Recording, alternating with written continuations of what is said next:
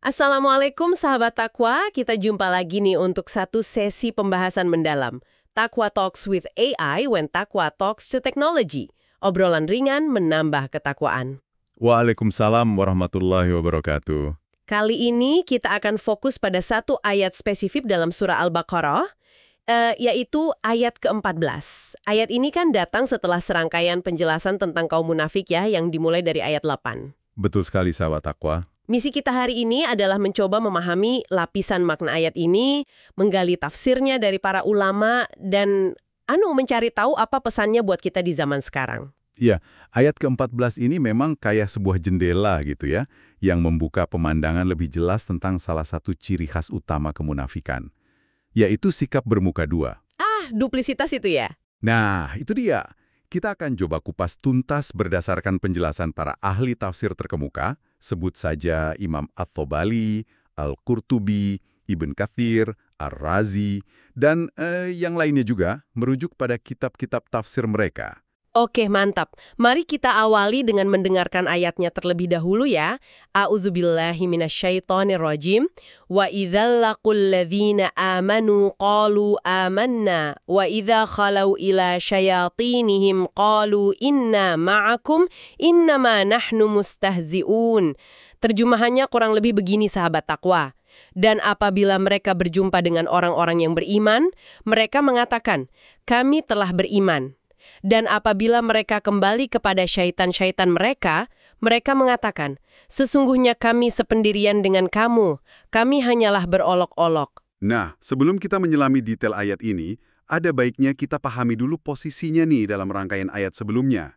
Ini yang dalam ilmu tafsir disebut munasabah. Keterkaitan antar ayat ya? Betul.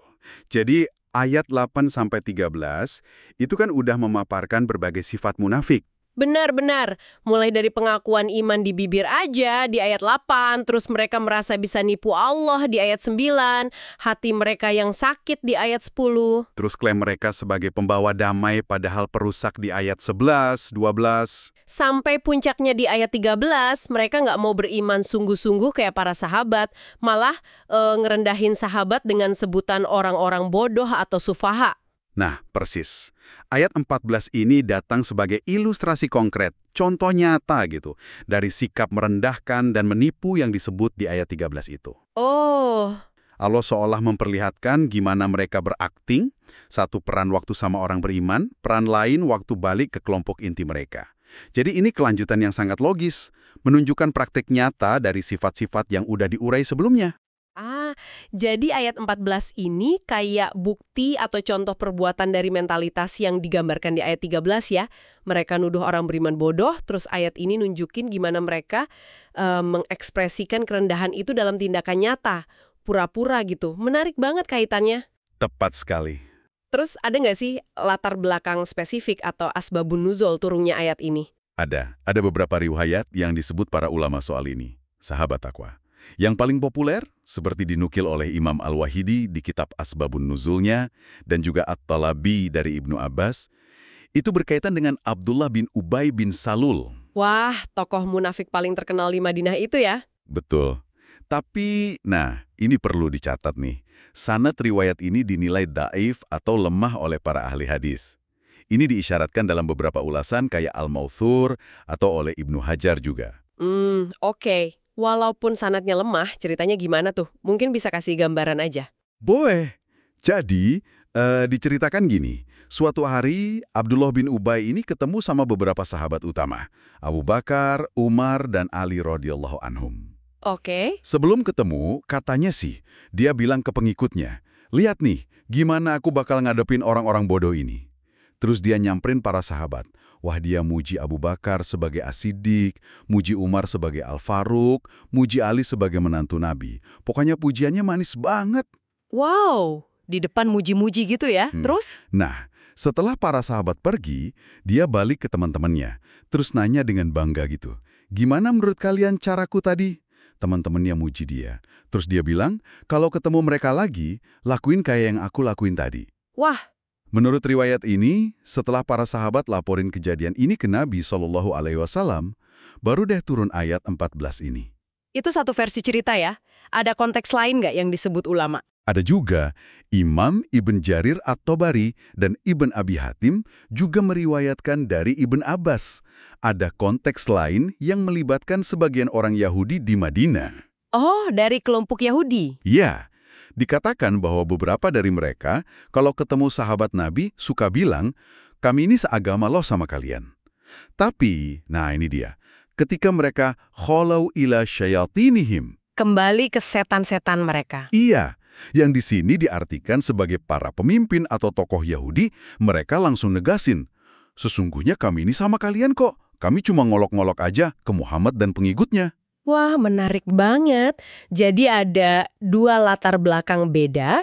Satu dari kelompok munafik, pimpinan Abdullah bin Ubay. Satu lagi dari sebagian kelompok Yahudi. Tapi polanya persis sama ya.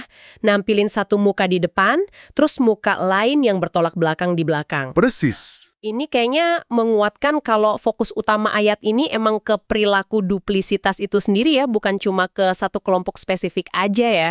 Tepat sekali.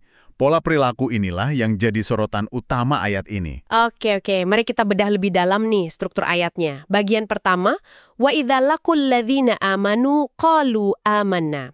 Dan apabila mereka berjumpa dengan orang-orang yang beriman, mereka mengatakan, kami telah beriman. Kata laku ini kan artinya ketemu atau jumpa ya. Ada nuansa khusus nggak sih di sini? Secara umum sih artinya memang bertemu atau berhadapan. Asalnya dari kata laqiyu. Ada juga ahli qiraah kayak Al-Yamani dan Abu Hanifah, seperti dikutip Imam Syaukani, bacanya laqawu, artinya mirip juga, saling bertemu. Jadi, nggak ada penekanan makna yang terlalu spesifik di kata bertemu ini. Fokusnya lebih ke apa yang mereka katakan pas ketemu itu. Nah itu dia, ucapan mereka amanna, kami telah beriman. Kelihatannya simpel ya, tapi apa makna di baliknya menurut para mufasir? Disinilah intriknya sahabat takwa. Imam Ar-Razi dalam tafsirnya Mafatihul Ghaib ngejelasin kalau kemungkinan besar maksud mereka itu bukan cuma, kami udah ngucapin 2 kalimat syahadat gitu. Kan itu udah diketahui orang Islam. Terus maksudnya apa dong? Mereka ini pengen ngasih kesan yang lebih dalam. Kami ini beriman dengan tulus loh dari hati. Ini upaya mereka buat nipu dan meyakinkan orang beriman soal kesungguhan palsu mereka. Jadi bukan sekedar pernyataan fakta ya, tapi lebih ke klaim kesinceran hati gitu. Betul. Dan yang menarik nih, beberapa mufasir kayak Ar-Razi sendiri, An-Nasafi, Al-Alusi, sampai Al-Baqai itu menyoroti pilihan bentuk kalimatnya. Di sini kan mereka pakai kalimat verbal, bentuk lampau, fi'liyah madiyah, amanna. Ya, fi'liyah madiyah. Kenapa tuh? Bentuk ini tuh bisa ngasih indikasi sebuah tindakan yang baru aja terjadi atau sifatnya temporer, kayak peristiwa sesaat aja gitu. Ini kontras banget sama bentuk kalimat nominal ismiyah yang mereka pakai nanti pas sama kelompoknya, yaitu inna ma'akum. Wah, jadi pilihan tata bahasanya aja udah bisa jadi semacam kode atau petunjuk halus gitu ya tentang ketidaktulusan mereka. Kayak seolah-olah klaim iman mereka ke mukmin itu rapuh cuma ucapan sesaat aja. Bisa jadi begitu interpretasinya. Para ahli bahasa dan tafsir ngelihat nuansa ini sebagai salah satu indikasi ketidakmantapan iman yang mereka klaim di depan orang beriman. Seolah lidah mereka ngucapin sesuatu yang nggak berakar kuat di hati. Luar biasa ya, gimana bahasa Al-Quran itu presisi banget. Sekarang kita pindah ke bagian kedua ayat. Wa idza khalau ila syayatinihim. Dan apabila mereka kembali kepada syaitan-syaitan mereka. Frasa halau ila ini unik nih. Bukan cuma khalau ma'a, nyendiri bareng, tapi pakainya ila, ke menuju. Apa signifikansinya nih? Penggunaan preposisi ila di sini memang ngasih dimensi lain. Mayoritas mufasir kayak Imam Al-Thabari, Ibnu Katsir sama Al-Qurtubi ngejelasin kalau di sini terjadi tadmin. Tadmin? Apa tuh? Jadi, kata kerja halau'a, menyendiri kembali, itu seolah nyimpen atau nyertain makna kata kerja lain yaitu insarafu. Mereka berpaling, pergi, atau zahabu, mereka pergi. Jadinya maknanya lebih dinamis. Mereka bukan cuma nyendiri, tapi mereka berpaling dari kaum mukmin dan pergi menuju kelompok mereka sendiri. Oh, jadi ada unsur pergerakan ya, ninggalin satu pihak buat menuju pihak lain. Bukan sekedar kumpul bareng, tapi ada kesan kayak pulang kandang atau balik ke habitat asli mereka gitu ya setelah main peran di luar. Analogi itu cukup pas. ada nuansa perpindahan dan kembali ke lingkungan yang sesungguhnya buat mereka. Ya meskipun ada sih pandangan minoritas, kayak dari An-Nadr bin Shumail yang dikutip Imam Al-Wahidi, bilang kalau ila bisa juga artinya ma'a, bersama. Tapi makna pergerakan ini lebih banyak dianut dan dirasa lebih pas sama konteksnya. Oke, paham. Lalu ini yang sering jadi pertanyaan nih. Siapa sih yang dimaksud dengan syayatinihim? Syaitan-syaitan mereka, apa ini maksudnya jin? Nah, ini pertanyaan bagus sahabat takwa. Dalam konteks ayat ini, mayoritas ulama tafsir sepakat kalau syayatin di sini itu nunjuk ke manusia, bukan jin. Oh, manusia ya? Yeah. Para mufasir terkemuka, termasuk yang tadi disebut kayak At-Tabari dan Ibn Katsir, ngerangkum beberapa interpretasi utama berdasarkan riwayat dari sahabat dan tabi'in. Pertama, para pemimpin atau pembesar mereka dalam kekufuran dan kemunafikan. Ini pandangan mayoritas, didukung Ibn Mas'ud, Ibn Abbas, Hasan Al-Basri, Qatadah, As-Sudi. Jadi, tokoh-tokoh panutan mereka gitu. Oke, para pemimpinnya, terus? Kedua, bisa juga berarti saudara-saudara atau teman sejawat mereka, dari kalangan musyrikin atau sesama munafik. Ini pendapat dari Mujahid, Abu Aliyah, Ar-Rabi bin Anas. Ya, lingkaran pergaulan dekat mereka lah. Teman-teman segengnya gitu ya? Ada lagi? Ketiga, ada juga yang mengartikan sebagai para pemimpin atau tokoh Yahudi, atau bahkan para dukun, kahin. Ini pandangan dari Ad-Dahhak, Al-Kalbi, As-Samarkandi yang nyambung sama riwayat Asbabun Nuzul yang kedua tadi. Jadi intinya adalah para biang keladi atau teman seperjuangan mereka dalam kesesatan ya, bukan setan dalam arti makhluk gaib itu. Betul. Meskipun ya secara etimologi kata syaiton itu sendiri, kayak dijelasin Imam Khalil, bisa berarti setiap yang durhaka atau membangkang. Mau dari jin atau manusia. Kan ada juga di surah Al-An'am ayat 112. Iya. Ada juga perdebatan klasik antara ulama Basrah dan Kufah soal asal katanya. Dari syaitona, jauh, atau syata, terbakar binasa. Tapi ya itu, fokus di Al-Baqarah 14 ini lebih ke figur-figur manusia yang menyesatkan. Oke, jelas sekarang. Nah, kita sampai nih di klimaks pengakuan mereka. Di belakang panggung. Qalu inna ma'akum innama nahnu mustahzi'un. Mereka mengatakan, sesungguhnya kami sependirian dengan kamu, kami hanyalah berolok-olok. Pernyataan inna ma'akum, sesungguhnya kami bersamamu, ini kedengerannya beda banget ya sama amanah tadi. Beda banget. Di sini mereka pakai jumlah ismiyah, kalimat nominal, yang diawali partikel penegas inna, sesungguhnya. Struktur ini, dalam tata bahasa Arab, itu nunjukin keyakinan, keteguhan, kepastian, dan juga penentraman hati ke lawan bicara mereka, yaitu para pemimpin munafik itu. Jadi kayak deklarasi loyalitas yang kuat gitu ya? Iya, betul. Kami ini benar-benar di pihak kalian loh, sejalan, seagama sama kalian. Penegasan ini penting buat ngilangin keraguan pemimpin mereka, gara-gara lihat mereka bergaul sama kaum mukmin. Kontras sekali ya. Di depan mukmin bahasanya verbal, kesannya sementara. Di depan kelompoknya bahasanya nominal dan tegas, nyiratin keyakinan yang kokoh pada kesesatan mereka. Terus gimana dengan bagian akhir? Innama nahnu mustahzi'un. Kami hanyalah berolok-olok. Apa makna olok-olok di sini? Mereka mustahzi'un itu dari akar kata huz, artinya ya mengolok-olok, mengejek, meremehkan, sukhriyah, istighfaf.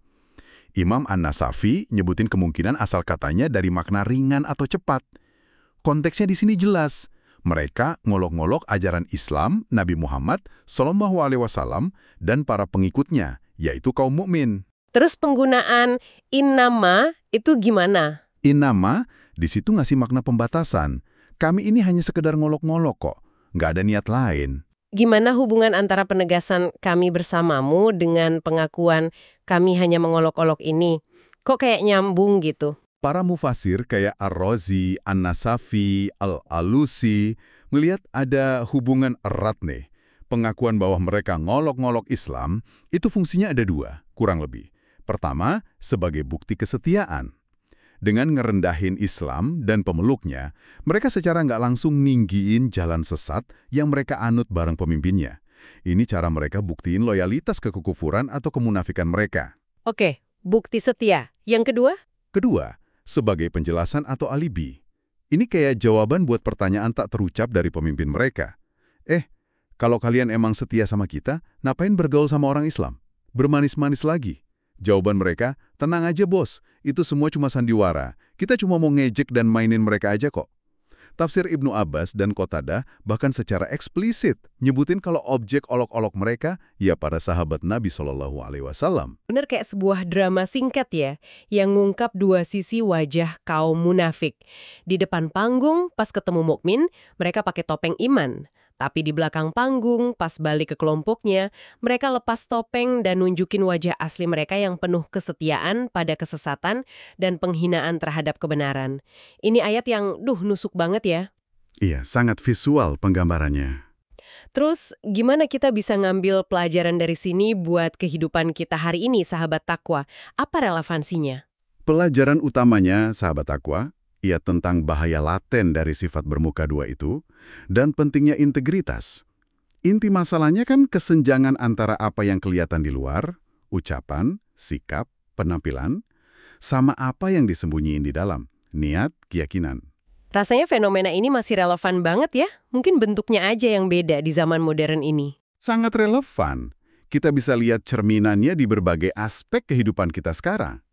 Misalnya, duplisitas sosial dan profesional. Orang yang punya muka beda pas ngadepin atasan, bawahan, atau kolega. Di satu lingkungan muji, di lingkungan lainnya lah, demi untung pribadi atau jaga citra. Sering kan nemu yang kayak gitu? Iya juga ya. Terus apa lagi? Persona online versus realitas. Nah, ini mungkin bentuk kemunafikan modern yang paling jelas ya. Gampang banget kan bangun citra ideal di medsos yang jauh beda dari kenyataan sehari-hari. Nampilin kesalehan, kebahagiaan, atau sukses yang semu. Bukankah ini mirip pola amanah, klaim luar, versus innama akum, kenyataan tersembunyi? Polanya sama, mediumnya aja yang baru. Bener juga. Terus? Keberagamaan yang dangkal. Ngelakuin ibadah cuma formalitas, buat dilihat orang, atau jadi kedok aja, tanpa ketulusan, ikhlas, dan gak nyambung sama akhlak dan muamalah sehari-hari. Sholatnya rajin, tapi nipu dalam bisnis atau nyakitin orang lain juga jalan terus. Itu kan bahaya. Itu juga sering kejadiannya. Satu lagi, meremehkan atau mengolok-olok agama dan praktisinya. Nah, ini nyambung langsung sama mustahziun tadi. Sikap sinis, ngerendahin, atau jadi yang bahan candaan ajaran agama. Misalnya, nganggap syariat tertentu kuno, atau ngejek orang yang berusaha taat kayak ngejek penampilan atau pilihan hidup yang syar'i, meskipun dibungkus humor atau kritik, bisa jadi itu gejala penyakit hati yang digambarin ayat ini. Jadi intinya panggilan untuk integritas ya? Tepat. Ayat ini tuh seruan keras buat punya integritas. Nyatunya hati, lisan, sama perbuatan. Jadi diri sendiri yang tulus, baik di depan Allah maupun di depan manusia.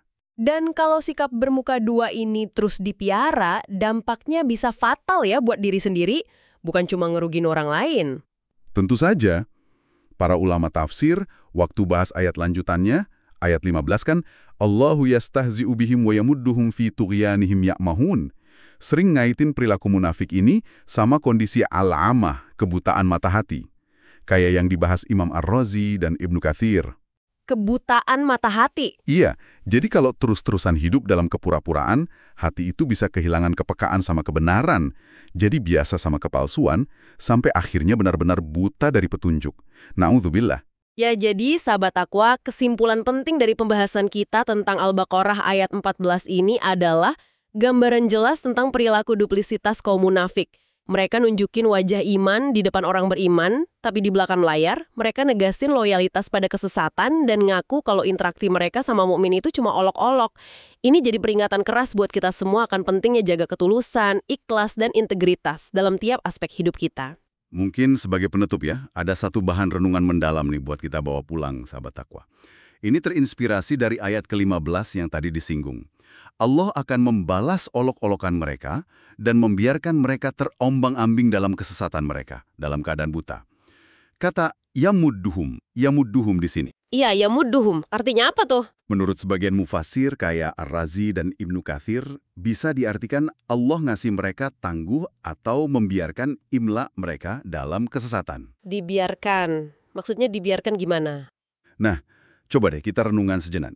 Gimana kalau kenikmatan, kesuksesan, kelancaran urusan dunia yang terus kita rasain, padahal di saat yang sama kita sadar ada ketidaktulusan, ada kemunafikan, atau bahkan kemaksiatan yang kita lakuin diam-diam. Gimana kalau itu semua sebenarnya bentuk istidraj dari Allah? Istidraj. Semacam pembiaran yang justru bikin kita makin terlena dan jauh dari jalan kembali. Seolah-olah Allah membalas olok-olok kita dengan ngasih kita apa yang kita mau di dunia. Tapi itu justru ngejerumusin kita lebih dalam kalau kita nggak segera sadar dan perbaiki diri dengan tulus. Ini pemikiran yang ya cukup bikin merinding ya, tapi penting banget buat introspeksi diri kita masing-masing. Masya Allah, pengingat yang kuat banget ini buat kita semua bermuhasabah. Terima kasih banyak atas semua penjelasan dan perenungannya. Sangat mencerahkan. Sama-sama. Semoga ada manfaat yang bisa kita ambil bersama ya. Dan tentu saja, terima kasih buat sahabat Takwa yang sudah menyimak sampai akhir. Jangan lupa, Takwa Talks with AI, when Takwa talks to technology. Obrolan ringan menambah ketakwaan. Sampai bertemu lagi di pembahasan berikutnya ya. Wassalamualaikum warahmatullahi wabarakatuh. Waalaikumsalam warahmatullahi wabarakatuh.